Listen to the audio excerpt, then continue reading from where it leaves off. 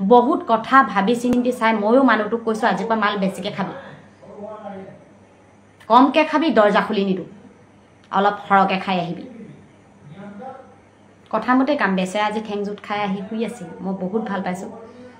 আজি দিনটো চিন্তা কৰিলোঁ, তাৰ পাছত মই উপলব্ধি কৰিলোঁ কথাবিলাক সঁচা।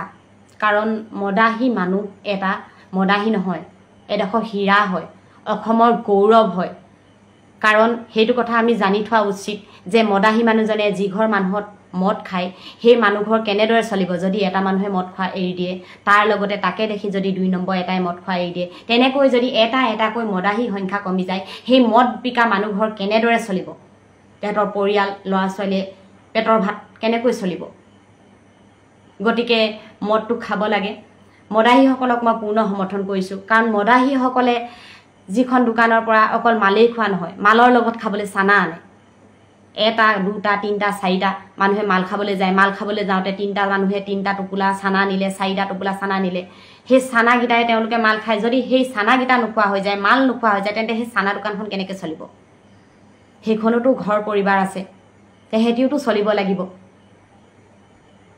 লগতে ঘৰত যিসকলে মাল খায়, লাল বিয়েৰ আদি বস্তুবিলাক খায়, আনি পিনি যিবিলাকে চিচাৰৰ বটলৰ মাল খায়, বটলবিলাক ঘৰত ষ্টক কৰে।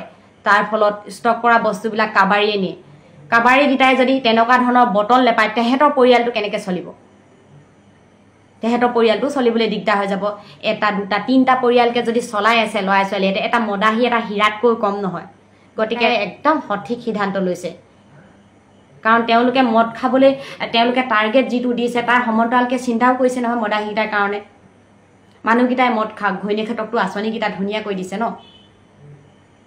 আৰু লগতে মদ খাই পিনে আপোনাৰ লিভাৰ, পেটু, আমঠু, কিডনী কিছুমান জাম হৈ যাব পাৰে।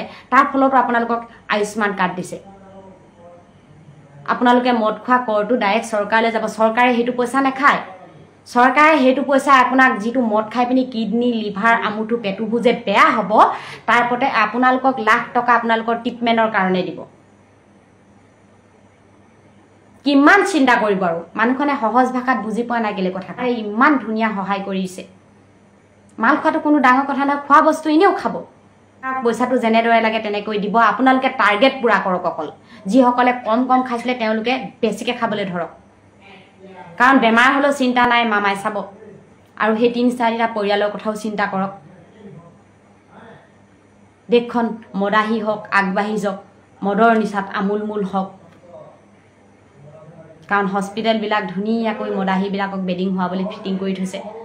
আয়ুষ্মান কাৰ্ডৰ সহায় দেখাব, দেহাও ঠিকে থাকিব। আৰু মানুহজনীহঁতৰ ইয়াত অৱদান বেছি। মানুহজনীহঁতে জোৰ কৰি মাল খুৱাবই লাগিব মানুহহঁতক। কাৰণ আঁচনি কথা আছে। ৰাজ্য চৰকাৰে যদি মদৰ পৰা কৰ নেপায়, তেন্তে হ'লে আঁচনি কেনেকৈ হ'ব? অৰুণোদয়টো কাটি দিবও পাৰে নহয়, ঠিকনা নাই নহয়। বহুত কথা, আকৌ 10,000 টকা পোৱা কথা আছে। বহুত কথা ভাবি চিন্তি চাই ময়ো মানুহটোক কৈছোঁ আজিৰ পৰা মাল বেছিকৈ খাবি, কমকৈ খাবি, দৰ্জা খুলি নিদিওঁ, অলপ সৰহকৈ খাই আহিবি। কথামতে কাম। বেচেৰা আজি ঠেংজুত খাই আহি শুই আছিল। মই বহুত ভাল পাইছোঁ।